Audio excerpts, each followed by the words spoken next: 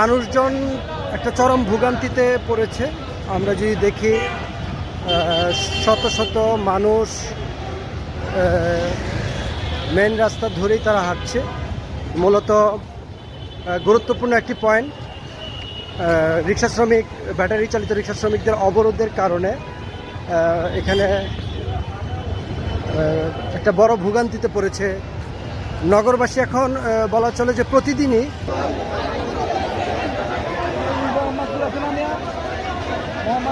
এদিক দিয়ে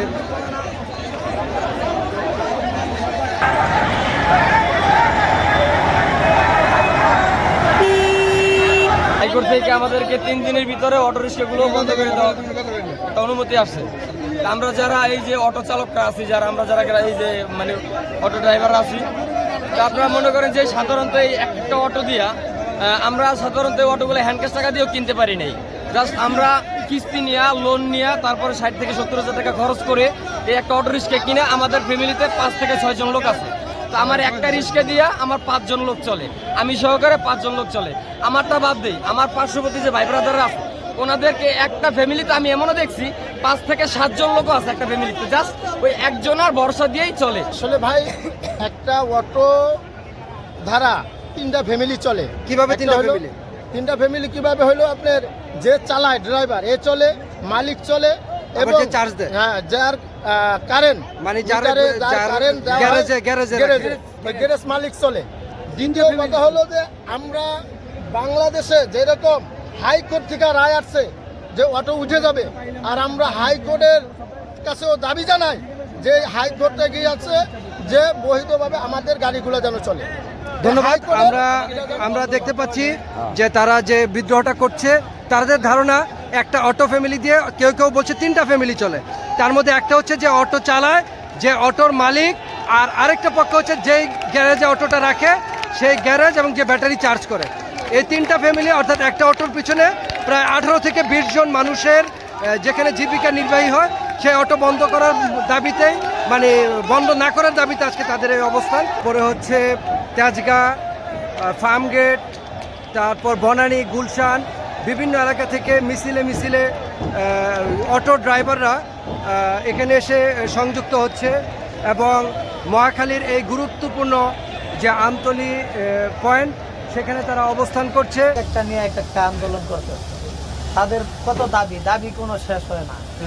বাংলাদেশ পরিবহন শ্রমিক মালিকদের তো কোনো দাবি নাই, আর তারা যদি দাবি করে বাংলাদেশ অচল হবে এটা জানেন আপনারা। অতি তাড়াতাড়ি রোড থেকে এই আন্দোলন উর্দু করেন, আন্না হইলে পরিবহন শ্রমিকরা আন্দোলন ডাক দিবে, তখন বাংলাদেশের সকল কিছু বন্ধ হয়ে যাবে। আমরা কেন ঘন্টার পর ঘন্টা যাত্রীরা আছে, শত শত লক্ষ লক্ষ যাত্রী অসুস্থ, তারা ভুক্তভোগী আপনাদের কষ্ট করতেছি। ব্যাটারি চালিত রিক্সা শ্রমিকদের কিছু অংশ এখন রেল গেট, যেটা মহাখালী রেল গেটে রেল লাইনে এসে অবস্থান করেছে। আর আরেকটি গ্রুপ তারা মূল সড়ক, যেটা জনস্বাস্থ্য ইনস্টিটিউটের ঠিক সামনে, অর্থাৎ যেদিকে 3 রাস্তার মোড়, সেদিকে অবস্থান করেছে। এখন বলা চলে যে মহাখালী সহ আশেপাশের পুরা রাস্তাটি, অর্থাৎ একেবারে সেখানে বিশ্ব রোড থেকে এদিকে মগবাজার পর্যন্ত একেবারে যানজটের তৈরি হয়েছে। আমাদের দাবি হচ্ছে খুব স্বচ্ছ। হাইকোর্ট যে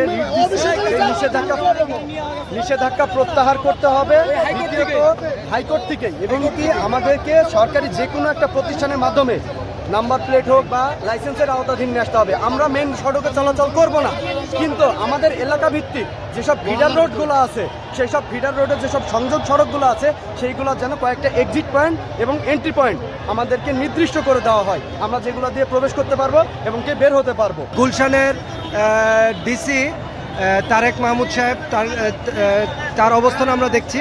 তাতে আমরা যা বুঝলাম যে এখানে শ্রমিকরা ফিডার রুট বা ভিতরের যে অলিগলি রাস্তা, সেগুলোতে তারা চলার অনুমতি চাচ্ছে, কিন্তু তারা কোনো ক্রমেই বলছে যে আমরা মূল সড়কে আসবো না, আমরা ফিডার বা যে আঞ্চলিক সড়ক বা ভিতরের যে অলিগলি রাস্তা সেগুলোতেই চলবো, কিন্তু সেগুলোতে যাতে কোনো প্রকারে পুলিশ বাধা প্রদান না করে, এই নিশ্চয়তাটাই তারা চাচ্ছে।